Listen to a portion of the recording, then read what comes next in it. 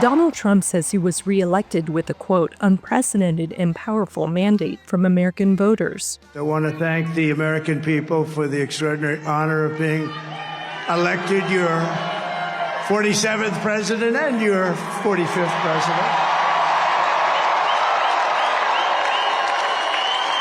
And every citizen, I will fight for you, for your family, and your future. Every single day I will be fighting for you, and with every breath in my body, I will not rest until we have delivered the strong, safe, and prosperous America that our children deserve and that you deserve. Trump's return to power is part of his unwillingness to take no for an answer.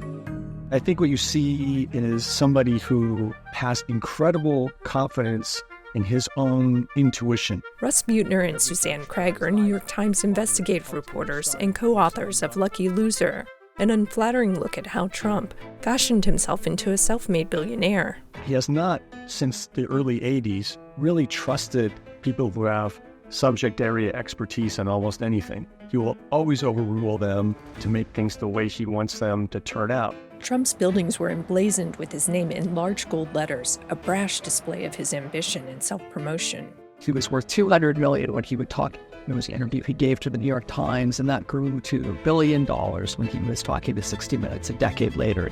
Trump excelled at drawing attention and cultivating a brand for himself as a deal maker. He made millions licensing his name, but behind the success were troubles. His companies filed for bankruptcy 6 times. His casinos lost money and were shuttered. Trump rebounded with his TV show The Apprentice, which led to his biggest role yet. Ladies and gentlemen, I am officially running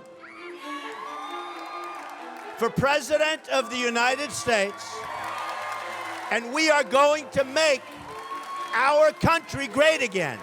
Unapologetic and unfiltered, Trump was a polarizing nationalist candidate. When Mexico sends its people, they're not sending their best. They're bringing drugs, they're bringing crime, they're rapists, and some, I assume, are good people.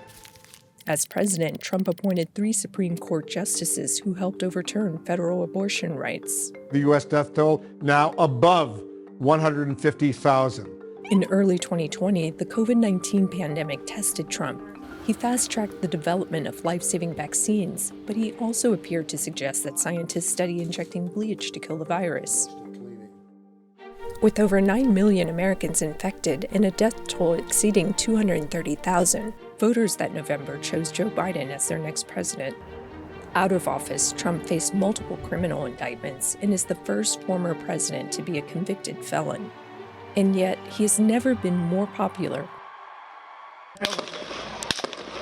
Surviving 2 assassination attempts this year has only strengthened the bond between him and his supporters.